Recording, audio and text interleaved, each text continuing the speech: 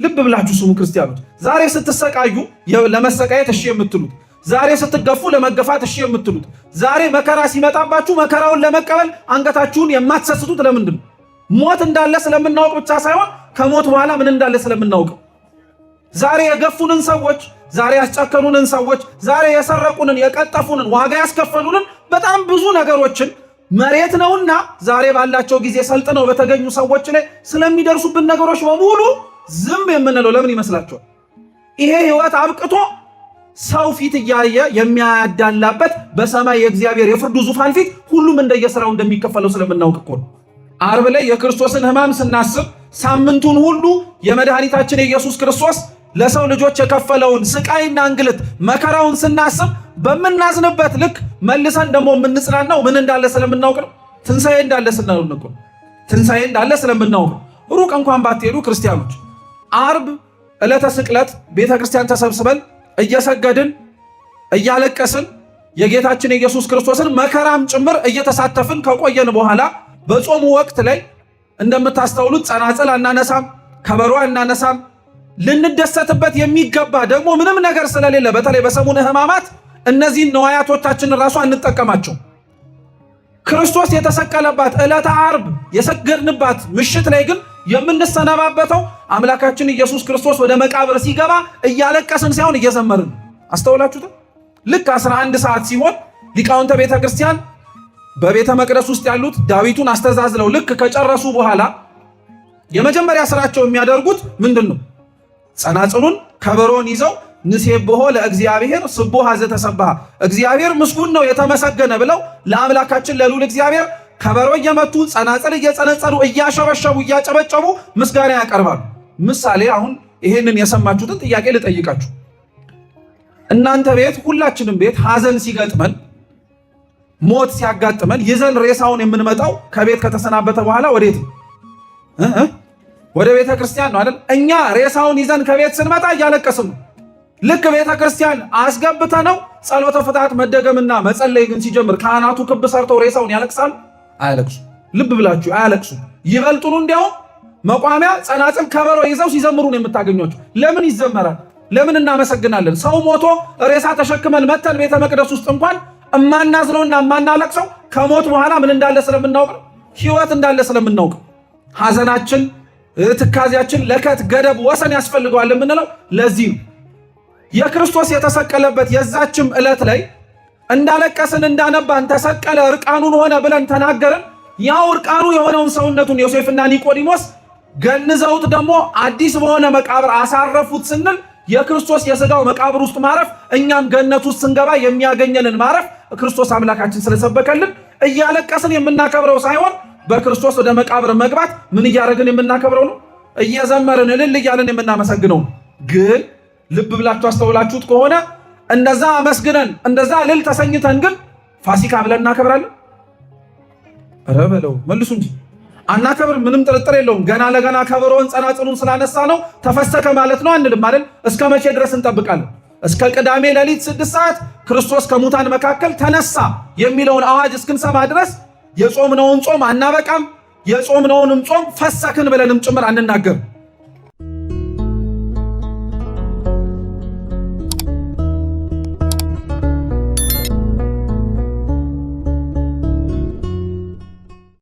ምን ለማለት ነው? በመቃብር ውስጥ የጌታችን የኢየሱስ ክርስቶስ ሥጋው ማረፉ እኛ በኋላ ለምናርፈው እረፍት ምሳሌ ስለሆነ አመሰገንን። የደስታችን ትክክለኛው ፍጻሜ ግን የደስታችን የመጨረሻውን ከፍታ ግን ያገኘነው ክርስቶስ በመቃብር ውስጥ በመግባቱ ብቻ ሳይሆን ያ በመቃብር ውስጥ የገባው ሥጋው ደግሞ ሌሊት 6 ሰዓት ላይ ከሙታን መካከል ምን ሲያደርግ ስላየ ነው? ሲነሳ ስላየ ነው። ይሄ በነገራችን ላይ ክርስቲያኖች እንደ ቀላል ነገር 55ቱንም ቀን ክርስቶስ ከሙታን ተነሳ እየተባለ ስለሚሰበክልን አናቀልም። ይሄ የትንሣኤ ስብከት ዛሬ ላይ ቤተክርስቲያናችን ውስጥ ደምቃና ተውባ የምታዩቸው ቅዱሳን በሙሉ የፈሩት በትንሣኤ።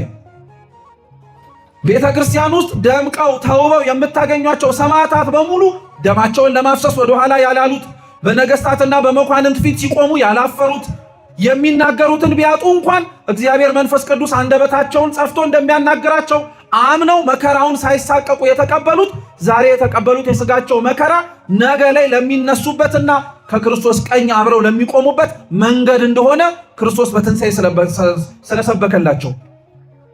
ትንሣኤን የሚያምን ክርስቲያን በነገራችን ላይ ለዛ ነው ቀጣይ ሕይወት እንዳለ ስለሚያምን ቀጣይ ሕይወት እንዳለ ስለሚያውቅም ጭምር በዚህ ሕይወቱ ለመደሰት ብዙም አይጥርም። በነገራችን ትንሣኤን የሚያምን ክርስቲያን ዋጋውን በመሬት ላይ እንደሚያገኝ ዋጋውን በመሬት ላይ እንደሚከፈለውም ጭምር ስለማያምን ብዙ ነገሩን ከሞት በኋላ ባለው ሕይወት ከእግዚአብሔር ለመቀበል ይጓጓል እንጂ መሬት ላይ ባለው ሕይወት ላይ ደስታውን ለማጣጣምም ጭምር አይሞክርም። የክርስቶስ ትንሣኤ ተስፋ የሚሰጥ በዓል ነው ማለት ነው። ተስፋው ሞተን እንደማንቀር የሚሰበክበት ብቻ ሳይሆን ተስፋው ዛሬ በምንኖርባት በዚች ምድር ላይ ለምናደርጋቸውና ስለ ክርስቶስ ስንል ለከፈልናቸው ምንም አይነት ዋጋዎች እግዚአብሔር አምላክ እንዲሁ እንደማያስቀረን የምናውቀው ምን እንዳለ ስለምናውቀው ትንሣኤ እንዳለ ስለምናውቀው። ስለዚህ በዚህ ክርስቲያን መጽናናት አለበት ማለት ነው። ትንሣኤ የሚያውቅ ትንሣኤ እንዳለም ጭምር የሚያምን ክርስቲያን ዛሬ በምድር ላይ ክርስቶስ ስላደረገለት እርሱም ጭምር ስለሚያደርግለት ነገር ብድራቱን በምድር ካልተከፈለኝ ብሎ ከአምላኩ ጋር አይገዳደር። ለጾምነው ጾም፣ ለጸለይነው ጸሎት፣ ለሰገድነው ስግደት፣ ለሰጠነው ምጽዋት፣ ለገባነው ሱባኤ፣ ላስቀደስነው ቅዳሴ፣ ስለተቀበልነው ቅዱስ ሥጋው ክቡር ደሙ፣ ስለተሳለምንማቸው ገዳማትና አድባራት ዋጋችንን ዛሬ በምድር ስጠን ብለን እግዚአብሔርን እኛ እንገዳደሩ። ከፈለገ ካሻው የሚጠቅመን ከሆነ እሱ የእኛን ዋጋ በመሬት ላይ በመስጠቱ እግዚአብሔር ሰጪም ነሽም እንደሆነ ሊያስተምርብን ከፈለገ ያድርገው። ካልሆነ ግን ብድራታችሁን በሰማይ ልጠብቅላችሁ ልሸልማችሁ ካለ እሱ አይበልጥም ብላችሁ ነው ክርስቲያኖች? በምድር የጾማችሁትን ሁሉ ዋጋ ብታገኙ እና ብትጠግቡ ምን ዋጋ አለው? ከክርስቶስ መንግስት ወጣችሁ በምድር ላይ የተጠማችሁትን ረክታችሁ ጠጥታችሁ ጠግባችሁ ነገር ግን ሰማያዊ የሆነውን ምግብና መጠጥን የክርስቶስ ሥጋና ደምን ብትርቁት ምን ተሸለማችሁ? ምንም እኮ ሽልማት የለው። ምንም ሽልማት የለው። ትንሣኤ ለዛ ነው ከሞት በኋላ ያለ ሕይወት እንዳለ ስለምናውቅ ተስፋም ጭምር ስላለን በምድር ስለ ክርስቶስ ስንል ስለምንከፍላቸው ምንም አይነት ዋጋዎች ነገ ላይ እግዚአብሔር አምላክ ዋጋችንን እንደሚሰጠን ስለምናምን ትንሣኤ ለቤተ ክርስቲያናችን የበዓላት ሁሉ በኩር ነው ብለን የምንጠራው ለዛ ነው ቅዱስ ጳውሎስ ራሱ አንደኛ ቆሮንቶስ መልእክቱ ምዕራፍ 15 ላይ ሲናገር ክርስቶስ ከሙታን ከመካከል ባይነሳ ወይ ካልተነሳ ስብከታችን ከንቱ ነው አለ። እውነት ነው። ሞተ ብለን ለመስበክ አይደለም እኮ የምንቻኮለው። ተሰቃየ ብለን ለመስበክ ብቻ አይደለም እኮ የምንቻኮለው። ሞተ ተሰቃየ የምንለውን አምላካችንም ከሞቱና ከስቃዩ በኋላ ምን አረገ እንላለን?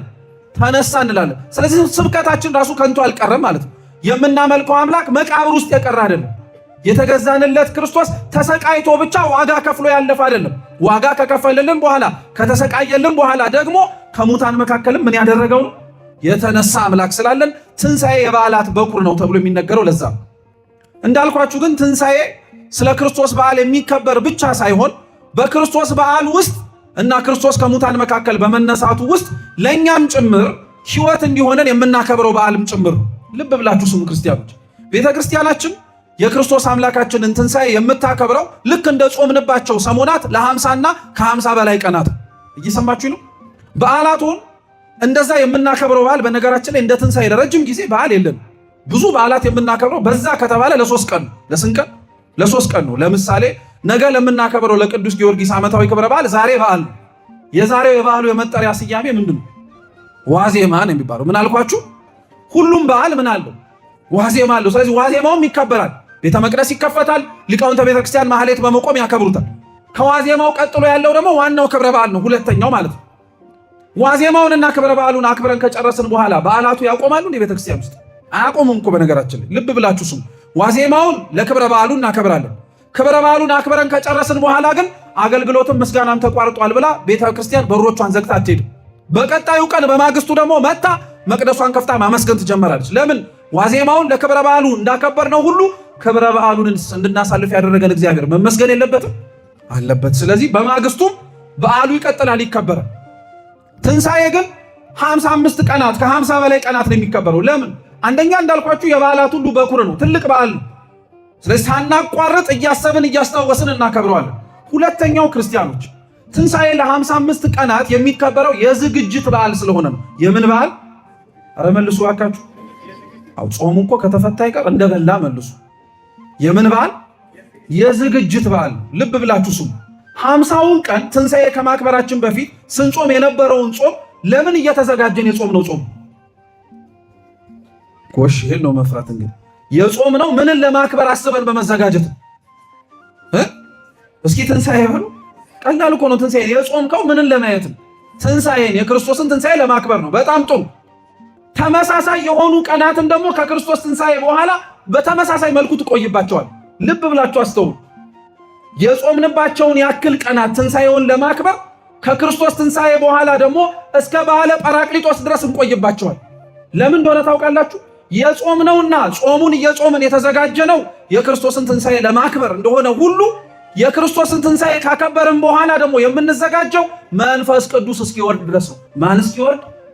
ይሄ ወቅት የዝግጅት ወቅት ነው ማለት ነው። ከገባችሁ ስትጾም የነበረው፣ ስትጸልይ የነበረው፣ ስትሰግድ የነበረው፣ ስትመጸውት የነበረው፣ በጾሙ ያሳየውን ትጋት በሙሉ ሁላችንም ስናሳይ የነበረው ትንሣኤውን ለማክበር ነው። ትንሣኤውን ካከበርክ በኋላ ግን ሁሉም ነገር እንዳለቀ ታዲያ ለምንድን ነው የምንዝለው? ለምንድን ነው የምንደክመው? ለምንድን ነው እነዚህን 50 እና 55 ቀናት የጾሙ ልጓምን የተፈታው እንጂ የኃጢአት ልጓም የተፈታ ይመስል በደልና ነውር የምናበዛው ለምንድን ነው? ወቅቱ የዝግጅት ወቅት ነው። መንፈስ ቅዱስን ለመቀበል የምንዘጋጅበት ወቅት ነው። እንዲያውም አብልጠን የምንጸልይበት፣ እንዲያውም አብልጠን ከቅድስት ቤተክርስቲያን ቅጥር የማንጠፋበት ነው። ለምን? ልብ ብላችሁ ስሙ። ክርስቶስ ከሙታን መካከል ከተነሳ በኋላ እስከሚያርግ ድረስ 40 ቀን ከደቀ መዛሙርቱ ጋር ቆይቷል። ስንት ቀን? 40 ቀን። መጽሐፈ ኪዳንን ስርዓትን እያስተማረ ክርስቶስ ለሚመሰርታትና ለመሰረታት ቅድስት ቤተክርስቲያን ደቀ መዛሙርቱ መሪዎቹ እንደራሴዎቹ አድርጎ ለሾማቸው ሐዋርያት ሲያስተምራቸው ቆይ። ክርስቶስ 40ውን ቀን ካስተማራቸው በኋላ በ40ኛው ቀን ወደ መጣበት ወደ ላይኛው ክብሩ ምን አደረገ? አረገ። ካረገ በኋላ 10 ቀናትን እነሱ እዛው የተማሩበት የወጡበት የወረዱበት ኢየሩሳሌም ውስጥ ክርስቶስ አዟቸው ተቀምጧል። ምንድን ያላቸው? አንትም ውስተ ንበሩ ሀገረ ኢየሩሳሌም፣ እናንተ ግን ኃይልን ከአርያም እስከምትለብሱ ድረስ ኢየሩሳሌም ተቀመጡ አላቸው። ክርስቶስ ከሙታን መካከል ተነስቶ ወዲያውኑ ደቀ መዛሙርቱን ስበኩ አላላቸው። ወዲያውኑ ክርስቶስ ከሙታን መነሳቱን አይታችኋልና ለዘበቱብን፣ ላሰቃዩኝ፣ ላንገላቱኝ ሰዎች ሁሉ ምስክር ሁኑ አላላቸው። መጀመሪያ ከሙታን ከተነሳ በኋላ አስተማራቸው። ይሄ ውጫዊውን ዓለም እንዴት እንደሚያሸንፉት። በእልህ አይደለም የሚሸነፈው፣ በብስጭት አይደለም፣ እንዲሁ ስጋዊ በሆነ በመሰባሰብና አንድነትን በመፍጠር ብቻ አይደለም። እውነተኛው የወጡባትን ዓለም መልሸው ለክርስቶስ ምርኮኛ ሊያደርጓት የሚችሉት መንፈስ ቅዱስን ብቻ ሲይዙ። እየሰማችሁ ነው?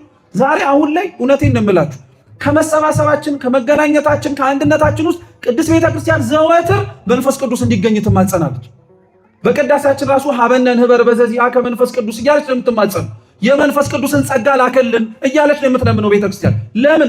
መሰባሰባችን ከንቱ እንዳይሆን፣ አንድ ሆነን መገኘታችን እንዲሁ እርባና ቢስ እንዳይሆንብን ነው። ደቀ መዛሙርቱን 40 ቀን አስቀመጠ። ካረገ በኋላ ደግሞ ኢየሩሳሌም ቆዩ አላቸው። ኢየሩሳሌም ቤተክርስቲያን ናት፣ መንፈስ ቅዱስ የሚወርድባት ስፍራ ማለት ነው። ክርስቶስ ስለዚህ ከተነሳ በኋላ እስከሚያርግባትና ካረገም በኋላ መንፈስ ቅዱስን እስከሚቀበሉባት ጊዜ ድረስ ደቀ መዛሙርቱ እንዳልወጡ ሁሉ እንዳልኳችሁ እኛም ትንሣኤን ካከበርን በኋላ እስከ በዓለ ጰራቅሊጦስ መንፈስ ቅዱስን ለመቀበል በጸጋው ለመጎብኘት የጾምንበትን የጾማችንን ድካም እግዚአብሔር መንፈስ ቅዱስ ደግሞ በሕይወታችን ፍሬ አፍርተንበት እንድናይ የምንዘጋጅበት ወቅት ነው እንጂ በደልን ኃጢአትን ያቆምነውን በደላችንን መልሰን ደግሞ ጀመረን የምንቀጥልበት አይደለም። አኗኗራችን ግን እንደዛ ስለሆነ ነው የምነግራችሁ። አብዛኞቻችን ጾሙ ሲገባ ያቆምነውን ኃጢአት ጾሙ ሲፈሰክ ነው የጀመርነው።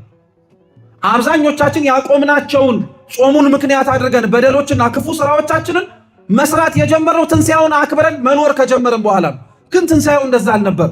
ለዛ ነው ክርስቲያኖች የክርስቶስ ትንሣኤ ቤተክርስቲያኑ ዘወትር የሚሰበክ ነው። ዓመታትን ጠብቀን ቀመርን ጠብቀን 55 ቀናትንም ጭምር ክርስቶስ ከሙታን ተነሳ ብለን ተናገርን እንጂ ሌሎቹ ቀናት ላይ ስለ ክርስቶስ ትንሣኤና ስለ ክርስቶስ ከሙታን መነሳት አናስተምርም አትልም ቤተክርስቲያን። በሁሉም ነገሯ ትሰብካለች። አንደበቷ እንኳን ቢያዝ ቅዱስ ቤተክርስቲያን ስለ ክርስቶስ ትንሣኤ የምትሰብከው በምን እንደሆነ ታውቃላችሁ? ከሙታን መካከልም ጭምር ተቀብሮ እንዳልቀረ ከሙታን መካከል እንደተነሳ የምታውቁት ቅዱስ ሥጋውን ክቡር ደሙን ለመቀበል ምዕመናን ስትመጡ ካህናተ ቤተክርስቲያን ቅዱስ ሥጋውን የሚያቀብሏችሁ ንዋይ አለ። አይታችሁ ታውቃላችሁ? ትንሽዬ ጎጆ የምትመስል አጎበር ይባላል። እስኪ አጎበር በሉ። ኧረ በሉ ባካችሁ። ምን አልኳችሁ? እንዳትረሱት። ይሄ አጎበር የጌታችን የመድኃኒታችን ኢየሱስ ክርስቶስ የተቀበረበት የከርሰ መቃብሩ ምሳሌ ነው። ከከርሰ መቃብር ውስጥ ከተቀበረው ከዛ ስፍራ ውስጥ እሱን እንድታስታውሱት እኮ ነው። አንድም ያ ደግሞ አጎበር የእመቤታችን የማህፀኗን ምሳሌ ነው። ከአጎበሩ ውስጥ ነው ምኑን የምትቀበሉት? ስጋውን የምትበሉት፣ አይደለም። ስለዚህ አያችሁት አንደበቷ እንኳን ባይኖር ወቅት ባይጠበቅ እንኳን ትንሣኤ ነው ብለን ዓመት ቆጥረን ባንመጣ እንኳን ዘወትር ቅዳሴ ላይ ስትገቡ ግን ምኑን ትመለከቱታላችሁ? አጎበሩን ስታዩ መቃብሩ ትዝ ይላችኋል። የምትበሉትን ስጋ ደግሞ አፋችሁ ስታስገቡት ይሄ የምትበሉት ስጋ ፈርሶ በስብሶ በመቃብር ያልቀረ መለኮት የተዋሃደው የጌታችን የመድኃኒታችን ኢየሱስ ክርስቶስ ቅዱስ ስጋ እንደሆነ እንድታስታውሱ ያስፈልጋል።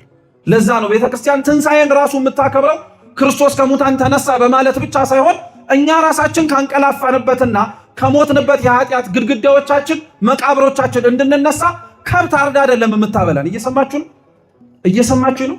ቤተክርስቲያን ትንሣኤን ስታከብር ከብት አርዳ አይደለም የምታከብር። የክርስቶስን ስጋ ሰጥተሃል፣ የሚያስነሳህን የሚያነቃን ለስጋ ጥጋብ ብቻ ሳይሆን ለነፍስህም ጭምር ህይወት የሚዘራባትን ማለት ነው። በጣም ነው የምናሳዝነው። እኛ ግን ስለ ፋሲካ መጥቶ የምናወራው በዓል ስለሚታረደው አማናዊ ስለሆነው ስለ ክርስቶስ ስጋ ሳይሆን ቤታችኑ ስለምናጋድመው አንድ ከብት ነው። አያችሁት? ርቀታችን ራሱ የኛ ትንሣኤ የኛ ፋሲካ እግዚአብሔር ካሰበልን ትንሣኤና ፋሲካ ጋር እኛ ፋሲካን ከእንስሳት ጋር አያያዝ ነው። ክርስቶስ ግን ፋሲካውንና ትንሣኤውን ያያያዘው ከራሱ ጋር ከሱ ጋር የምናከብረው በዓል ጋር ከሱ ጋር አብረን የምንነሳበት ከእርሱ ጋር አብረን ሞተን አብረንም ጭምር በትንሣኤ የምንመላለስበት። ለዛ ነው ክርስቶስ ስለ ትንሣኤው ሞቶ ከመነሳቱ በፊት በሌሎች የመጽሐፍ ቅዱስ ክፍላቶች ላይ ሞተው ከሞተን መካከል የተነሱ ሰዎችን ታሪክ አስቀምጦልናል። ትንሣኤ የእሱ ብቻ ሳይሆን የእኛም የህይወታችን ነጸብራቅ እንደሆነ እንድናውቀው። እየሰማችሁ ነው? ትንሣኤ የክርስቶስ ብቻ አይደለም። ትንሣኤ ከክርስቶስ በኋላ ለእኛም ጭምር የተሰጠ ሀብት ነው። ያንን ግን አምላካችን ኢየሱስ ክርስቶስ እንድናውቀው ያደረገን እርሱ ከመሞቱም ከሙታን መካከል ከመነሳቱም በፊት ሞተው የነበሩ እና ከሙታን መካከል ያስነሳቸውን ሰዎች በማሳየት የመጀመሪያው መጽሐፍ ቅዱስ ላይ ታሪኳ ተጽፎ የምታገኙት ሞታ ከሙታን መካከል የተነሳችው አንዲት ኢያኢሮስ ተብሎ የሚጠራ የአይሁድ የምኩራብ አለቃ ሹም የሆነ ጣሊታ ተብላ የምትጠራ ልጅ ናት። እስኪ ጣሊታ በሉ። እማስበላችሁ እንዳትረሱት ነው፣ ማስታወሻ ለማትይዙ። እስኪ ጣሊታ በሉ። የልጅቷ ስም ጣሊታ ነው፣ የአባቷ ስም ኢያኢሮስ ይባላል። እስኪ ኢያኢሮስ በሉ። በጣም ጥሩ፣ ልብ ብላችሁ ስሙ። ታሪኩን ባጭሩ ልንገራችሁ። የማርቆስ ወንጌል ምዕራፍ 5 ላይ ያለ ታሪክ ነው። ኢያኢሮስ የአይሁድ የምኩራብ አለቃ ሹም ነው። ምኩራብ የአይሁድ ቤተ ጸሎት ነው። በዛ ቤተ ጸሎት ውስጥ ኢያኢሮስ አለቃ ነው። ይሄ የአይሁድ የምኩራቦቻቸው አለቃ ኢያኢሮስ ልጁ በጠና ታመመችበት። ልጁ በጠና ከታመመችበት በኋላ ጌታችን መድኃኒታችን ኢየሱስ ክርስቶስ ወዳለበት ስፍራ ሄደና ምን ብሎ ለመነው? ጌታ ሆይ መምህር ሆይ ልጄ በጠና ታማብኛለችና እባክህ ወርደህ ልጄን አድንልኝ አለ። እየሰማችሁ ነው? በጣም ጥሩ። ታሪኩን ብዙ አልቀጥልላችሁ፣ እዚህ ጋር አላቁምላችሁ። ቁም ነገሩን በዛው እየቋጠር ነው እንድንሄድ ልብ ብላችሁ ስሙኝ። አሁን ኢያኢሮስ የምኩራብ አለቃ ነው ብያቸዋል። ምኩራብ ማለት የአይሁድ ቤተ ጸሎት ነው። በዚህ ምኩራብ ውስጥ ጌታችን ኢየሱስ ክርስቶስ ብዙ ጊዜ እየገባ አስተምሮበታል። አብዛኛውን ጊዜ ገብቶ ሲያስተምር የነቢያት መጽሐፍት ሲያነብ ይሁንታና እልልታ፣ ደስታ እንቀበላለን ከሚለው ይልቅ የሚያጉረመርመው የሚያንጓጥጠው ከዛ ከምኩራቡ አስወጥቶ ለመውገርም ጭምር የሚቻኮሉ ሰዎች ነበር ምኩራብ ውስጥ የነበሩት። ምኩራብ ውስጥ ክርስቶስን የሚወዱት ሰዎች አልነበሩም እያልኳችሁ። ይሄ ኢያኢሮስ ደግሞ የምኩራቦቹ ምንድን ነው ብያቸዋል? አለቃ ነው። ልብ ብላችሁ ስሙ። ስለዚህ ክርስቶስን ለሚጠሉት ሰዎች ሹም ነው ማለት ነው። ለሚጠሉት ሰዎች ፊት አውራሪ ነው እሱ። አሁን ልጁ ስትታመምበት ክርስቶስ ጋር የሄደው ወዶት እንዳልሆነ እንድታውቁት ነው። ሲጨንቀው ሲጠበው አማራጭ ሲያጣ እንጂ የሚጠላውን ድንጋይ አንስቶ እንዲወገር የሚፈልገውን ከሙሴና ከሕግ መጽሐፍ ተቃራኒን የምታስተምረው ብለው የሚተቹትን ጌታችን ኢየሱስ ክርስቶስን ወዶ ፈቅዶ ያድንልኛል ብሎ እንደዛ አይደለም የሚሄደው፣ አማራጭ ሲያጣ። ስለዚህ ሰው ልብ ብላችሁ ስሙ፣ አማራጭ ሲያጣ የማያደርገው ነገር የለም ማለት ነው። እውነት አሰት ሰው ወዶ ነው ጠንቋይ ቤት የሚሄደው? እዚህ ሰፈር ወዳችሁ ነው እንደምትሄዱት? ሰው ወዶ ጠንቋይ ቤት ይሄዳል እንዴ? ምን ሲሆን ነው ጠንቋይ ቤት የሚሄደው? ሲናገር ራሱ ብዬ አማራጭ ሳጣ የተወረድኩኝ ነው የሚል። እዚህ የማይወረድበት የማይገኝበት ቦታ ሄድኩኛል። ኢያኢሮስ ክርስቶስ ጋር የሄደው አማራጭ ሲያጣ ነው ማለት ነው። ልብ ብላችሁ ስሙ። አንድ ሁለተኛ፣ ኢያኢሮስ ወደ ክርስቶስ ከሄደ በኋላ አምላካችን ኢየሱስ ክርስቶስን ልጄ በጠና ታማብኛለች እባክህ ፈውስልኝ ያለው። እስኪ ልጄ በሉ። በጠና ታማብኛለች ፈውስልኝ። በጣም ጥሩ። ጌታችን ኢየሱስ ክርስቶስ ምን አለው መሰላችሁ? ና እንሂድ። ምን እናርግ? በጣም ጥሩ። አሁን አስተውላችሁት ነው። ኢያኢሮስ ሊገሉት የሚፈልጉት ሰዎች አለቃ ነው። ኢያኢሮስ ወዶ አይደለም ክርስቶስ ጋር ሄደው። ክርስቶስ ወዶ ያልመጣውን የመጀመሪያ ምርጫው ያላደረገውን ኢያኢሮስን ግን ና ወደ ቤት እንሂድ። ለኢያኢሮስ በነገራችን ላይ ከእግዚአብሔር ከክርስቶስ ፊት ሊያስደምጠው የሚችል በጣም ብዙ ነገር አለ። ኢያኢሮስ ክርስቶስን መጥላቱ፣ ክርስቶስን አለመፈለጉ ከአማራጮቹ መካከል አንዱ ነው እንጂ የመጀመሪያና ብቸኛ ምርጫው አለማድረጉ ራሱ ክርስቶስን ለምን ታናግረኛለህ ማለት ይጠበቅበት ነበር። ጌታችን ግን ክፉን በክፉ አትቃወሙ ብሎ በአንደበቱ የተናገረ ብቻ ሳይሆን በተግባር ያሳየን። ለሚወግሩት ሰዎች፣ ከቤተ መቅደስ ከምኩራብ ላባረሩት ሰዎች እንኳን ልቡ አልጨከንም። ይሄ ከገባችሁ ክርስቲያኖች እኛም ኢያኢሮስ ነው። እግዚአብሔር የሚሰማን ታመም ያለው አድነኝ፣ ታሞብኛል ፈውስልኝ ስንል የሚያስደምጥ ስራ ኖሮን ነው እንደ ኢያኢሮስ ክርስቶስን ከምኩራቡ እኮ አባረነዋል ከመቅደሱ። ምን ስራችን እዚህ መቅደስ ውስጥ ሊገባ የሚያስችለው ነገር አለ የእሱ ቸርነት ካልሆነ በቀር? እንደ ኢያኢሮስ የሚሰበሰቡበት ምኩራብ ውስጥ ህዝቡ ድንጋይ አንስቶበት ነበር። ክርስቶስ ላይ ድንጋይ እናንሳበት እንጂ ከድንጋይ በላይ የከፋ ኃጢአት እያነሳን አላሳመም ነው። እና ለምንድን ነው እኛን የሚሰማ? ከኢያኢሮስ የባሰን ስራ የምንሰራ ሰዎች እኮ ነው። ኢያኢሮስን ሳይንቀው የሰማው ክርስቶስ ፍጥረቱን ስለሚወድ ክፉንም በክፉ ስለማይቃወም። እስኪ ክፉን በሉ በክፉ አትቃወሙ። የእኛን ክፋት እግዚአብሔር በሱ ፈታሂነት መጀመሪያ ሊቃወመን አልፈለግም። መጀመሪያ በፍቅር ነው ያቀረበ። ኢያኢሮስን ሰማው፣ አደመጠው። ና ወደ ቤት እንሂድ ሲለው እሺ ና እንሂድ። የሉቃስ ወንጌል ምዕራፍ 7 ቁጥር 1 ላይ የተጻፈ ተመሳሳይ የሚመስል ታሪክ ግን በታሪኮቹ ባለቤት የሚለያይ ጭብጥ አለ። ልብ ብላችሁ ስሙ። ሉቃስ 7:1 ላይ ደግሞ አንድ 100 አለቃ ሰውዬ አለ። ይሄ 100 አለቃ ሰውዬ ሮማዊ ነው፣ አሕዛባዊ ነው። ጭራሽ እንደ ምኩራቦቹ ሊቃውንት የሚነበብ የእግዚአብሔርን ቃል የሚሰማበት ምንም እድል የለውም። እሱ ወታደር ነው። ጌታችን ኢየሱስ ክርስቶስ ካለበት ቦታ ላይ ግን ልጁ በጠና ስትታመምበት ሄደ። ልክ እንደ ምኩራቡ አለቃ። የተለያየ ታሪክ ነው ግን ልብ ብላችሁ ስሙ። ሄደና ጌታ ሆይ ልጄ በጠና ታማብኛለች ፈውስልኝ አለ። ከዛ በኋላ ክርስቶስ ልክ እንደ ምኩራቡ አለቃ ና ወደ ቤት እንውረዳል። ይሄ ሮማዊ ወታደር ግን ምን እንዳለ ታውቃላችሁ? ቆይ እዛው አስቆመው። ማቴዎስ ወንጌል ምዕራፍ 8 ላይ እዛው አስቆመው። ሉቃስ 7:1 ላይ እዛው አስቆመው ይላል። ከዛ ያ ወታደር ምን ብሎ ተናገረ መሰላችሁ? ጌታ ሆይ ከቤቴ ጠፈር ትገባኝ ዘንድ እኔ የሚገባኝ አይደለሁም ማለት። እንደዛ ማለት የነበረበት ማን ነበር? ወታደሩ ነው ወይስ የምኩራቡ አለቃ? የምኩራቡ አለቃ ነበረ። የተማረው እሱ፣ የሚያውቀው እሱ፣ እግዚአብሔርን እንዴት ባለ ሰውነት ማስተናገድ እንዳለበት ማወቅ ያለበት እሱ ነበር። ግን እሱ ማለት የሚጠበቅበትን የማያምነውና የማያውቀው ሰውዬ ሲል ተገኘ። ተመሳሳይ ነው አሁን ያለንበትም ጊዜ። ከኛ የሚጠበቅብን ምግባር አሕዛብ ዘንድ እየታየ ነው። ከኛ የሚጠበቅብን ፍቅር አሕዛብ ዘንድ እየታየ ነው። ከኛ የሚጠበቅብን ፈሪሃ እግዚአብሔር ከኛ ሳይታይ ሌሎች ዘንድ እየታየ ነው። ታውቃላችሁ፣ እኛ እግዚአብሔርን ከምንፈራው በላይ፣ እኛ እግዚአብሔርን ከምንታዘዘውም ጭምር በላይ የማያውቁትና የማያምኑት ሰዎች ይፈራሉ። ይሄ ዝም ብሎ ትርክት አይደለም፣ ቅዱስ መጽሐፍም ላይ ይጨምራል።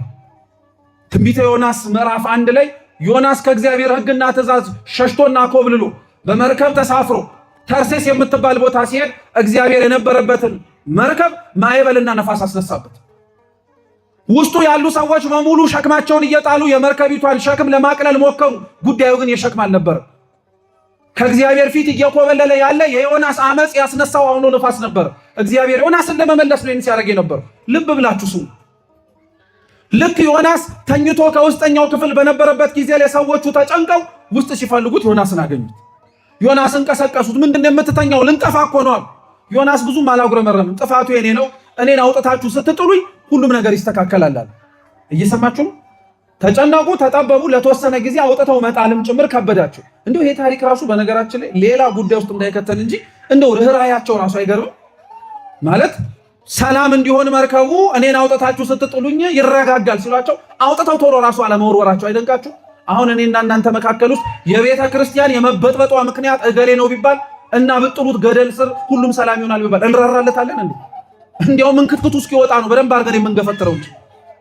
እነሱ ግን ራሩ። እነሱ ግን በደንብ አድርገው አዘኑለት። ግን አማራጭ ስላልነበረ አነሱና ውሃ ውስጥ ጣሉት። ልብ ብላችሁ ስሙ። ልክ ውሃ ውስጥ ከጣሉት በኋላ መርከቡ ተረጋጋ። ነፋሱም ምን አለ? ጸጥ አለ። ከዛ ምን እንደሚል ታውቃላችሁ? መጽሐፍ ቅዱሳችን አብራችሁን በሉ። ህዝቡም ሁሉ እግዚአብሔርን ፈሩት።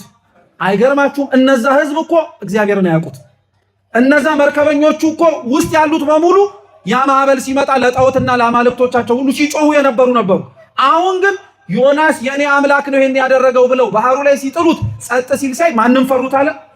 እግዚአብሔር ለመፈራቱ ምክንያት የሆንን ሰዎች አለን እንደኛ ውስጥ ለመናቁ እንጂ እግዚአብሔር ለመደፈሩ ምክንያት ልንሆን እንችላለን እንጂ እኛ ለመከበሩ ምንጮች ሆነን እናውቃለን እንዴ? አያችሁት ርቀቱን? ለዛ ነው ኢያይሮስ ነበረ ቤቴ ጠፈር ልትገባ አይገባኝም ማለት የነበረበት። ግን የአሕዛብ ክርስቶስን አየና አያያይ ቤቴ ጠፈር ልትገባ አይገባም ማለት ቀጠለና በምሳሌ ያስረዳው ራሱ እኔ ሮማዊ ወታደር ነኝ፣ ማንም እኔ መሄድ የሚጠበቅብኝን ነገር ሳልሄድ ቃል ብቻ ብናገር ወታደሮች ሄዶ ፈቃዴን ይፈጽማሉ፣ አንተም ቃል ብቻ ተናገር ልጄ ይፈወሳል። ክርስቶስ አደነቀው። እንደነዚህ አይነቱን እምነት ከአሕዛብ ነው ተውትና ከሕዝብ መካከል ከእስራኤላውያን መካከል ራሱ አላየውም ማለት። ኢያይሮስን ግን ስትመለከቱት ና እንሂድ ሲለው አብረን እንውረዳል። የእምነት ማነስ ችግር እኮ ነው። በነገራችን እኛ ካልነው መንገድ እኛ ለእግዚአብሔር እንዲያሳካልንና እንዲሆንልን ከጠየቅነው መንገድ ውጪ ሊሰራ አይችልም ብሎ ማሰብ ራሱ የእምነት ማነስ ችግር ነው። እኛ ለአብዛኞቻችን የእምነታችን የመቀዛቀዛችንና የመዳከማችን ምንጭ አንዱ ራሱ ይሄ ነው። ክርስቲያኖች እግዚአብሔር እኛ በምንለው ብቻ አይደለም የሚሰራው። እሱ ራሱ ለእኛ የሚሆነውን ከኛ በላይ የሚያውቅ አምላክ ነውና እሱ በፈቀደውም ጭምር ያደርገዋል። ያንተ ብቻ የኔ ብቻ ኃላፊነት ምን እንደሆነ ታውቃለህ? እየሰማችሁ ነው? መጠየቅ። ሲጠይቁ በሉ ይሰጣችኋል። በቃ አለቀ። ያንተ ድርሻ ምን ማድረግ? መጠየቅ። በቃ አለቀ። እንዴት እንደሚሰጥህ ማን ይጨነቅበት? እግዚአብሔር። በቃ አለቀ እንጂ አንተ ጥያቄውን ለማቅረብ ባሰብክበት ልክ አብረህ ደግሞ እንዴት እንደሚሰጥህ ቦይ ልትቀድለት ነው እንዴ ለእግዚአብሔር? በዚህ ፈሳስ እኮ አይባልም። እሱ በወደደበትና በፈቀደበት እንዲያደርገው እንለምነዋለን እንጂ። ለዛ ነው በመከራዎቻችን፣ በችግሮቻችን፣ በስቃዮቻችን ውስጥ እግዚአብሔርን ማየት ለምን የከበደን ይመስላችኋል? አረጋዊ መንፈሳዊ ምን ብሎ ይጸልያል መሰላችሁ? አቤቱ ጌታ ሆይ በችግሮቼና እንዲያውም አብራችሁ በሉ ጸሎት ማለት አቤቱ ጌታ ሆይ በችግሮቼና በመከራዎቼ ውስጥ አንተን የሚያዩ አይን ስጠኝ። እንዲህ ብሎ የሚጸልይ ልብ ለሁላችን ይስጠን እግዚአብሔር። ችግሮቻችን ውስጥ እግዚአብሔርን ያላየነው በችግሮቻችን ውስጥ ያለውን እግዚአብሔርን ለማየት መች ለምነነው እናውቃለን? እኛ ተማጽነነውም አናውቅም። የእምነት ማነሳችን ችግር ነው። ኢያይሮስ ና እንውረድ ሲለው እሺ ብሎ ክርስቶስም አብሮ ወረደ። የእምነት ማነስ ችግር እንዳለበት ስላወቀ ጥቂት መንገድ እንደተጓዙ ግን በጣም ብዙ ሕዝብ ከበበው። አላራምድ አለው ራሱ። ከነሱም መካከል አንዲት ከእንቅልፏ ስትነሳ 12 ዓመት ሙሉ ደም ይፈሳት የነበረችም ሴት መካከላቸው ነበረች። የዚህች ሴትን ታሪክ ሲነገር መጽሐፍ ቅዱሳችን ምን ይለዋል መሰላችሁ? ይቺ ሴት ስትተኛ ጤነኛ ነበረች። ምን ስታረግ? ስትነሳ ነው ደም መፍሰስ የጀመራት። ቅድም መጋቢ ኃይላት ቀሲስ ዮናስ ሲናገሩ መጀመሪያ ጉባኤ ሲጀምር ሰምታችኋል። ተኝቶ መነሳት ራሱ የሚያስመሰግን ነገር ነው ሲሉ፣ እቺ ሴት ለዚህ ጥሩ ምሳሌ ናት። በቃ ተኝታ ስትነሳ ነው በሽተኛ የሆነችው። ተኝቶ መነሳት የቀለለብን ሰዎች ስላለን፣ ተኝቶ መነሳት አሁን እየለመንን ካሉት ነገሮች ጋር እየተሳካልን ስላልሆነ እያሳነስ ነው ያለን ሰዎች ስላለን፣ ለእኛ ተኝቶ መነሳት ቀሎብናል። ስራ ስለሌለን፣ የምንበላው ስለሌለን፣ የምንጠጣው ስለሌለን፣ የምናሽከረክረው የምንገባበት ቤት ስለሌለን እንላለን። ያ ሁሉ ኖረት ተኝቶ መነሳት የከበደው ሰው አለ የለም? አለ። ስለዚህ እግዚአብሔር የሰጠህን ጸጋ ለማመስገን ተጠቀምበት እንጂ ለማማረር አትጠቀምበት። ይሄቺም ሴት ተኝታ ስትነሳ በሽተኛ ሆነች። በሽተኛ መሆን ብቻ አይደለም፣ አይሁድ እንኳን እንደዚህ አይነቱን በሽታ ቀርቶ በውጭ የሚፈስ ደም የታየ ነውርና ነቀፋ ያለባቸውን ሰዎች እንኳን አያስቀርቡም ነበር። እቺን ሴት ድንጋይ አንስተው ራሱ ሊወግሯት የሚሞክሩ ሴት ናት። ደሟን በመንካቱ ደሟ በሚፈስበት አካባቢ በመኖሩ ንጽህናችንን ታሳድፍብናለች ብለው ስለሚያስቡ እቺን ሴት ገፍተዋታል። 12 ዓመት መድኃኒት ሊሰጧት እንኳን ባይችሉ ጥሩ የሆነ ፊት አልሰጧትም። ለታማሚ ሰው ክርስቲያኖች መድኃኒት መሆን የማትችሉ ከሆነ ክፉ የሆነ ፊት አታሳዩ ባካችሁ። የምትሰጡት ከኪሳችሁ ብታጡ ፈገግታንና እግዚአብሔር ይስጥህ የሚለውን ምርቃት ለምን ትነፍጋላችሁ? ነገርኩህ አይደል? እንዲህ አይባልም እኮ ለኔ ቢጤ ዞር በልልኝ እኮ አይባልም። የሁኔታውና የቦታው ልዩነት ነው እንጂ እኮ ውጭ ወጥቶ የሚጠይቅህ ለኔ ቢጤ አንተም እኮ ቤተክርስቲያን ስትመጣ ትመስለዋለህ። እጅህን ዘርግተህ ማንን እየለመንክ? እግዚአብሔርን። ታዲያ ለምንድን ነው አንተው ራስህ ለማኝ ሆነ ለማኝ ላይ የምትጨክን? አንተው ራስህ ጠያቂ ሆነ የሚጠይቅ ሰው ላይ ፊትህን የምታጠቁር? እግዚአብሔር ያላረገብንን ለምን ነው ሰው ፊት የምናደርገው እኛ? ተመሳሳይ ነገር ነው ክርስቶስ። እነዚህ ሴቶች እቺን ሴት ላይ ይሄ ሁሉ ሲደረግባት ነበር። አምላካችን ኢየሱስ ክርስቶስን ስታየው ግን ተጽናናች። አላናገራትም፣ አላዋራትም፣ ምንም ነገር እኮ አላላትም። በቃ ስታየው እና ያ ሁሉ ህዝብ ሲነካው ምንም አለማጉረምረሙን ስትመለከት ተጽናናች። ስንት ሰው እኮ መሰላችሁ ቤተክርስቲያን ውስጥ ምንም ድምፅ ሳይኖር መጥቶ የሚጽናናው? ስንት ሰው መሰላችሁ ምንም አይነት መርሃ ግብር እንኳን ባይኖር ትንሣኤ እንኳን በምናከብርበት ዕለት ላይ ቤተክርስቲያን ደጅ ላይ ተቀምጠው እያለቀሱ በዓሉን እዚሁ የሚያከብሩ ሰዎችም እየተጽናኑ አያችሁት? እግዚአብሔር እንኳን ድምፅ አሰምቶ እኛን ሰብስቦታ አስተምሮ ቀርቶ ዝም ብሎ ራሱ በዝምታው ማከም የሚችል አምላክ። ዝም ብሎ ሰው ሲነካው አይታ ከዛ በኋላ እኔም የልብሱን ጫፍ ብነካ እድናለሁ አለች። እምነቷ የመነጨው ተሰብካ አይደለም። እምነቷ የመነጨው እንዲህ ብታረግኝ ትድኛለች ተብላ አይደለም። እምነቷ የመነጨው ሌላ ሰው ሲነካውና ሌላው ሰው ሲተራመሳየችና እነሱን ያልተጸየፈ እኔንም አይጸየፈኝም ብላ ሄደች። ቀሚሱንም ነካችው፣ የደሟ ምንጭ ደረቀላት። እዛው ቀጥን ያለችው በቃ። ይሄ ነገር በተከናወነበት ጊዜ ላይ እሷንም በሚፈውስበት ወቅት ላይ አምላካችን ኢየሱስ ክርስቶስ መጀመሪያ ተነስቶ ሊሄድበት የነበረበት ቤት ውስጥ የኢያኢሮስ ቤት መልእክተኞች መጡና መምህሩን አታድክመው፣ ልጁ ሞቷል፣ በቃ አሰናብተው አሉት። መጀመሪያ አባትየው ሲመጣ ልጄ ምን አርጓል ብሎ ታሟል ብሎ ነው የመጣው። አሁን ደግሞ ልጅ ምን ተደርጓል? ሞቷል እና አታድክመው፣ አታምጣው የሚሉት ንግግሮች እንደምታዩት መረዳትም አይከብድም። ታሞ ቢመጣ ኖሮ ሊያድነው ይችል ነበረ። ከሞተ በኋላ ግን ምን ለውጥ ያመጣል እንደማለት። ስለዚህ አታድክመው፣ በቃ ሂድ በለው እንደማለት። ክርስቶስ የዚህን ልጅ ህመም እየሰማ ልብ ብላችሁ ስሙ። የዚህን ልጅ ህመም ሰምቶ ከነበረበት ቦታ ተነስቶ ከአባቱ ጋር ወደ ቤቱ እየሄደ ቶሎ ቤቱ ጋር ያልሄደው ማን አዘግይቶት? ማን አዘግይቶት? ልብ ብላችሁ ስሙ። ሰውኛው ስታዩት ህዝቡ ያዘገየው አይመስልም? ህዝቡ ባይኖር ኖሮ ቶሎ የሚሄድ አይመስልም? እየሰማችሁ ነው። ቶሎ የሚሄድ አይመስልም? ህዝቡ ባይኖር ወይ ያቺ ሴት ቀሚሱን ባትነካው እሷንም ዞሮ ኃጢአትሽ ተሰርዮልሻል ብሎ ባያወራት ምንም ነገር ባይነጋገርና ቀጥ ብሎ ወደ ተነሳበት ዓላማ ቢሄድ ቶሎ የሚደርስ አይመስልም? እግዚአብሔር እንደዛ ይሁን የምትሉ ሰዎች ካላችሁ ምን ማለት መሰላችሁ? እግዚአብሔር አምላክ የጠራውና ውረድልኝ ያለው የጻድቃን የቅዱሳን ጸሎት ምሳሌ ነው ይላል ዮሐንስ አፈወርቅ። እየሰማችሁ ነው። እግዚአብሔር የእነሱን ጸሎት ሰምቶ እነሱ የለመኑለትንም ነፍስ የልቡን ፈቃድ ለመስጠት ሲወርድ ግን የወረድኩበትን ብቻ ሳይሆን የሚለው ዙሪያው ላይ ያሉትንም ሰዎችንም ጭምር ነው ጸሎታቸውን የሚሰሙ። እንዴት አወቅ የምትሉ ከሆነ የተነሳው እኮ የኢያኢሮስን ልጅ ሊያድን ነው እንጂ እሷን ሊፈውሳት አልነበረም። ዛሬ እስከ ቤተክርስቲያን ጉባኤ ተሰብስበን በአንድነት በጋራ የምንጸልየው ለምን ይመስላችሁ?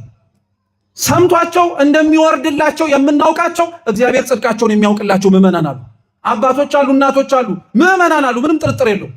ስለነሱ መስማት ብሎ የሚወርደው እግዚአብሔር እግረ መንገዱን ግን ያቺን ሴት ደሟን እንዳደረቀላት እኛንም የኃጢአት ደማችንን ያደርቅልናል ብለን ስለምናምን እንጂ በየትኛው ስራችን እንደሚሰማን ተማምነን ሩቅ አትሂዱ። እሺ ለምሳሌ ሴት ልጆች ወይም ወንዶች ልጆች ሁላችንም ቅባት ስንቀባ ቅባቱን አፍስሰን የምንቀባው ምናችን ላይ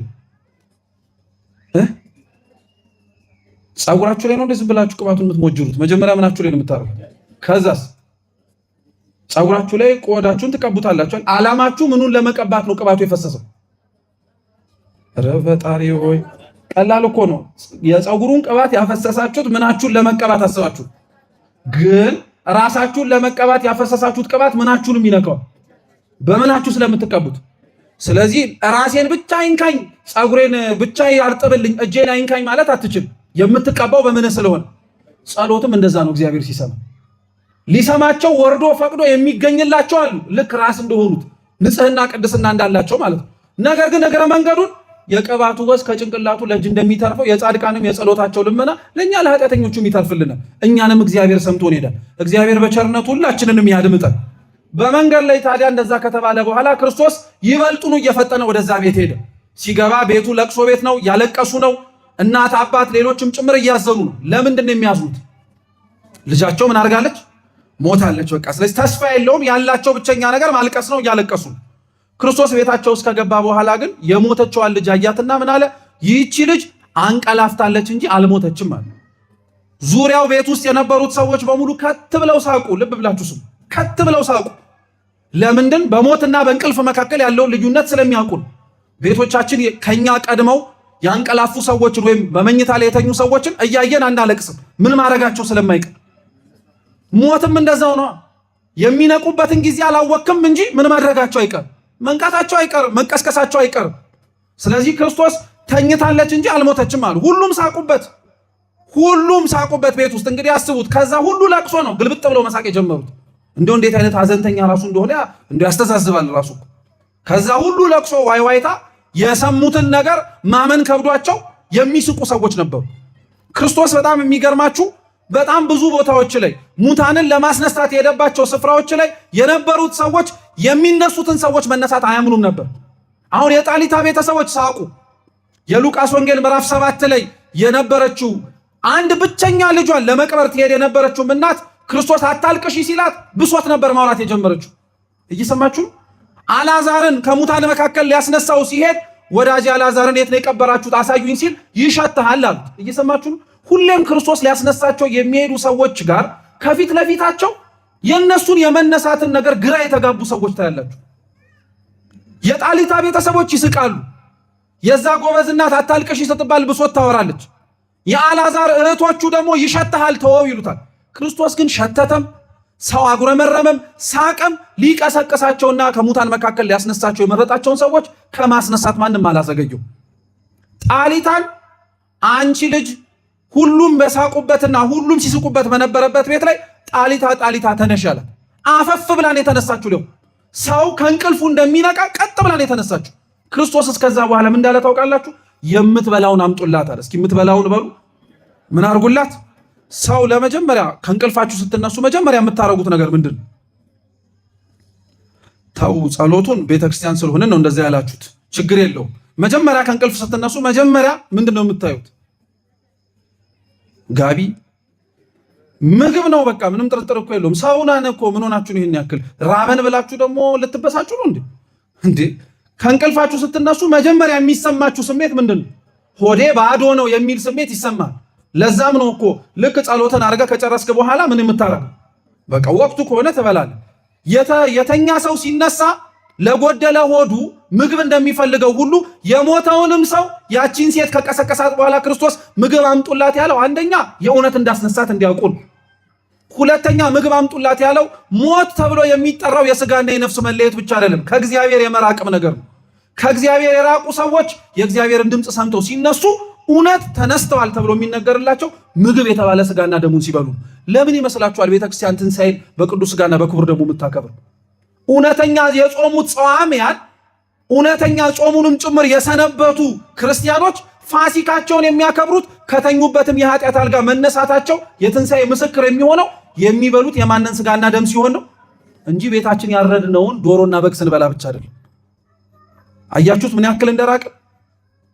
አያችሁት ከበዓሉ ራሱ እንዴት ምግብ ተብሎ ሲተረጎም ለስጋና ለደሙ ነው እንጂ እኛ በዓሉን ለመፈሰክ የምንጠቀማቸውን እንስሳት ለማለት አይደለም። ስለዚህ ክርስቶስ ትንሣኤን ምስክር አድርጎ ትንሣኤውንም በዓል ማክበር የጀመረው ከሱ በፊት በሰዎችም ቅድም ያልኳችሁ ሁለተኛም ክርስቶስ ከሙታን መካከል ያስነሳው ያጎበዝም ለክርስቶስ የትንሣኤ ምልክት ነው። አንድ እሱ ላይ ታሪክ ብቻ ጭብጡን ልንገራችሁ። ያጎበዝ የሞተውና ያጎበዝ ያረፈበት ስፍራ ላይ ክርስቶስ በቃሬዛ ተሸክመውት ሊቀብሩት እየሄዱ ከእናቱ ጋር ነው ያገኛቸው። እናቱን እንዳልኳችሁ አታልቅሺን አላት። ወዳጆቹን ደግሞ ቃሬዛውን የተሸከሙትን ሰዎች አስቆማቸውና ቃሬዛውን ነክቶ አንተ ጎበዝ ተነሳል። ጉዳዩ የማስነሳት ብቻ አይደለም። በነገራችን ጉዳዩ የማስነሳት ብቻ ቢሆን ክርስቶስ በቃሉን ያዘዘው እንጂ ያሙት የተነሳው እጁን ቃሬዛው ላይ ስላሳረፈ ብቻ አይደለም። እየሰማችሁ ነው። ነገር ግን ጌታችን ኢየሱስ ክርስቶስ እናቱን አታልቅሺ ካላት በኋላ ቃሬዛውን እጁን የነካውን ቅዱስ ቄርሎስ ዘእስክንድርያ ሲተረጉምና ሲያስተምር ምን ብሎ ይናገራል? ክርስቶስ በእጁ የነካው እንጨት ድምፁን ሲያሰማ ያጎበዝ ከሙታን መካከል እንደተነሳ ሁሉ እጁ ሳይሆን አካሉ ያረፈበት ቅዱስ መስቀል ላይ ሆኖ ደግሞ አሰምቶ ሲጮህ የማቴዎስ ወንጌል ምዕራፍ 27 ላይ ከ500 በላይ ሙታን በኢየሩሳሌምና በዙሪያው ላይ ነበሩ። ተነስተዋል? አልተነሱ? አያችሁ፣ ከመሆኑ በፊት የተነገረ ትንቢት ነው። እንጨቱን የነካው መስቀሉ ላይ ሰውነቱ እንደሚያርፍ ለመናገር ነው። አንተ ጎበዝ ተነስ ያለው በኋላ ተሰቅሎ አሰምቶ ተፈጸመ ብሎ ከመናገሩ በፊት ሲጮህ አምላካችን መድኃኒታችን ኢየሱስ ክርስቶስ ድምፁን ሰምተው የተነሱትን ሙታንን ምሳሌ ለማድረግ ነው። አንደኛው እንድታውቁት የሚያስፈልገው እሱ ነው። ሁለተኛው ይህቺ እናት ብቸኛ ልጇን ነበር ስታለቅስ ነበር። ምንኛ ልጇን አልኳችሁ? በጣም ጥሩ። እቺ እናት ቅዱስ ዮሐንስ አፈወርቅ ቤተክርስቲያን ናት ይላል። የሞተባት ብቸኛ ልጇ ስለሆነ ታለቅሳለች። በተለይ ልብ ብላችሁ አዳምጡ። እንዲህ አይነት መርሃ ግብራት ሲዘጋጅ ተጠርተን የምንመጣ ሰዎች ለምን ቤተክርስቲያን እንደምትጠራ ልንገራችሁ። ጉባኤ የትም ሲዘረጋ ምዕመናን ኑ የምንባለው ኑ ገብታችሁ ተማሩ የምንባለው የምንሰማው የእግዚአብሔር ድምፅ ስለሆነ ነው። ሁለተኛው ግን የምትጠራን እናታችን ቅድስት ቤተክርስቲያን እያንዳንዳችንን የምትጠራን እንደ ብቸኛ ልጇ ስለምታይ ነው። እንደ ምንኛ ልጇ? አትገርማችሁም? ቤተክርስቲያን አሁን እዚህ ቤተክርስቲያን ውስጥ ጥቅጥቅ ብለናል አይደል? ስለተጠቀጠቅነው ህዝብ ተብሎ የወጡትን ሰዎች የራሳቸው ጉዳይ እነዚህ ቢያንሳሉ ብላ ታውቃለች ቤተክርስቲያን? አታውቅም። ምክንያቱም አንተ ለቤተ ክርስቲያን ብቸኛ ልጇ ሆነ ስትመጣ ደስ እንደምትሰኘው ሁሉ መኖር ተገኝቶበት የታጣውን ወንድምህንም ቤተ ክርስቲያን እያየች እንደ ብቸኛ ልጇን የምታለቅስለት። ለቤተ ክርስቲያን አንተ ብቸኛ ልጇን ከልጆቿ መካከል አንዱ ራሱ አይደለም፣ ብቸኛ ልጇ ስታይ ቤተ ክርስቲያን የምታየው ተስፋዋን ስታይ ቤተ ክርስቲያን የምትመለከተው ጥሪዋን ሰምቶ እንደ አካሏ እንደ ራሷ እንደ ክርስቶስ የሚኖርላትን የክርስቶስን ሙሽራ ነው። ለምን ይመስላችኋል ታዲያ ቤተ ክርስቲያን ክርስቶስ ተነሳ ብላ በምታስተምርበት በምትሰብክበት መድረኮቿ ላይ ስታለቅስ ስታነባ ስለኛ ነፍሱም ስትጨነቅ አላያችሁ? ልጅ በስቶላት ቤተ ክርስቲያን እኮ ተጽናንታ አታውቅም። ዓለሙ ሁሉ እንዲድን የምትፈልግ ስለሆነች ስለ ሁላችን ታለቅሳለች እንጂ። እውነቴን እምላችሁ ክርስቲያኖች ልብ ብላችሁ ስሙ። ስለማንም ብላችሁ መለወጥ ባትፈልጉና ባትችሉ ስለ ቤተ ክርስቲያን ስለምታፈሰው እንባዋ ብላችሁ ተለወጡ። ቤተ ክርስቲያን ሁላችንም ላይ ብዙ ደክማብናለች። ሰው በጣለን ጊዜ አንስታናለች። ሰው በገፋን ጊዜ ሰብስባናለች። ሌሎች ተስፋ ቆርጠው ጸበልን ጣለው ብለው በሄዱ ጊዜ ላይ የተጣለው ሰውነታችንን አክማ ሰውነት ዘርታ መልሳናለች። እውነት አሰብ ለሷ ብለህ መኖር እንዴት ይከብዳል ታዲያ? ቤተ ክርስቲያን መረጠችን አኖረችን። አንተ እንዴት ቤተ ክርስቲያንን መምረጥ ይከብዳል? አንተ እንዴት የትንሣኤውን ጌታ መምረጥ ይከብዳል? ለዛ ልጅ ያስተማረው እሱን። ሶስተኛው ክርስቶስ ከሙታን መካከል ያስነሳው ደግሞ አልዓዛርን። አልዓዛር የተቀበረ ነው ጭራሽ ራሱ የተቀበረበት ቦታ ላይ ግን አምላካችን ኢየሱስ ክርስቶስ አሁንም ሄዶ ከሙታን መካከል ድንጋዩን አንከባሉለት ብሎ አልዓዛርን ከነመግነዙ ናውጣ ብሎታል። ልብ ብላችሁ ስሙኝ ክርስቲያኖች። ጭብጡ ምን መሰላችሁ? እንዳልኳችሁ ትንሣኤ የክርስቶስ ብቻ በዓል ሳይሆን የማንም በዓል ነው ብያችኋለሁ። የእኛም በዓል ነው። ተመልከቱ። ጌታችን ኢየሱስ ክርስቶስ በቤት ውስጥ የሞተችውን ልጅ ቀስቅሶ አስነስቷል። ሊቀብሩት መንገድ ላይ ተሸክመው የሚጓዙትን ያንን ጎበዝ ጎልማሳ አስነስቷል። በፍጻሜውም ደግሞ ተቀብሮ የሰነበተውን የ4 ቀንም ሬሳ ጌታችን ኢየሱስ ክርስቶስ ምን አድርጓል? አስነስቷል። እየሰማችሁ ነው? ምን አድርጓል? አስነስቷል። አምላካችን መድኃኒታችን ኢየሱስ ክርስቶስ እነዚህን ሙታን ሲያስነሳ እያስነሳቸው ያለው ትንሣኤና ሕይወት እንደሆነ ምስክርነት ለመስጠት በመቀጠል ደግሞ ክርስቲያኖች ይህንን አምላካችን ኢየሱስ ክርስቶስ ሲያስነሳቸው የነበረው ሁላችንንም ሞተን እንደማንቀርና በቅዱስ ቃሉ እንደሚያስነሳን ለማወቅ አልዓዛርን ያስነሳውን ድምፅ፣ ጣሊታን የቀሰቀሳትን ድምፅ፣ ያንን ጎበዝ ከተሸከሙበት ቃሬዛ ላይ ያነቃው ድምፅ ዛሬ የምትሰሙት የእግዚአብሔር ድምፅ ነው። ሁላችንንም ከተቀበርንበት መቃብር ሰዎች ተሸክመውን ሊቀብሩን ከሚሄዱት ኃጢአት እንዲሁም ደግሞ ቤት በተባለች በቤተ ክርስቲያን ውስጥ ያንቀላፋን የሞትን ሰዎችን ቀስቅሶ የሚያስነሳን የማን ቃል ነው? የእግዚአብሔር ቃል ነው። ይሄንን ቃል ነው የምንሰማው። ይሄን ቃል ነው የምናዳምጠው። በዚህም ቃልም ጭምር ነው ካለንበት ከተኛንበት የኃጢአት አልጋችን ላይ ተነስተን የተገነዝንበትንም የኃጢአት ገመድ እግዚአብሔር አምላክ ፈቶ በካህናት ስልጣን ያመላልሰናል የምንለው። ክርስቲያኖች እንዳትረሱ፣ የትንሣኤው ትክክለኛ የትንሣኤው የመጀመሪያ ምስክሮች ቅዱሳት መጽሐፍት ሳይሆኑ ሰዎች ነበሩ። እየሰማችሁ ነው? ክርስቶስ መጀመሪያ ከሙታን የተነሳባት ምሽት ላይ ማን ነበረች የሄደችው? ማርያም መግደላዊት ነው አይደለም? መጀመሪያ ክርስቶስ ከሙታን መካከል ተነሳ ብላ በሐዲስ ኪዳን ከነቢያት ትንቢት ቀጥሎ የሰበከችው ማን ነው? የትንሣኤው ምስክር ሰዎች ነበሩ ማለት ነው። ለዛ ነው ትንሣኤ የክርስቶስ ትንሣኤ ብቻ ብለን የምናከብረው አይደለም ያልኳችሁ። የኛም ሕይወትም ጭምር መነሳት የትንሣኤው ምስክር ሆኖ ሊያገለግልም ጭምር ይችላል፣ ያገለግላል። ትንሣኤውን 55 ቀናት ስናከብር 55ቱንም ቀናት እንደ አንድ ቤተክርስቲያን ስታከብር አድሎት የክርስቶስ ትንሣኤ በተሰበከበት ምሽት ላይ ዕለት ላይ ቅዱስ ሥጋውን ክቡር ደሙን ተቀብሎ ያልተነሳ ሰው ተጨማሪ 55 እድል አለ ቀናት የመነሳት። እነዚህን ቀናት እንዲሁ ኃጢአት የምንሰራበት አይደለም ያልኳችሁ። ለዛ እየተዘጋጀን በቅዱስ ሥጋው በክቡር ደሙ እየታተምን የመንፈስ ቅዱስን ጸጋ ከላይ ከሰማያት እንዲወርድልን የምንማጸንበት አምላካችን ልዑል እግዚአብሔር ይህን ለሁላችንን ትንሣኤውን የሕይወታችን ትንሣኤ ያድርግልን። የሰማነውን በልቡናችን ሰሌዳ ይጻፍልን። አምላካችን መድኃኒታችን ኢየሱስ ክርስቶስ የሁላችንንም ፍጻሜ ያሳምርልን።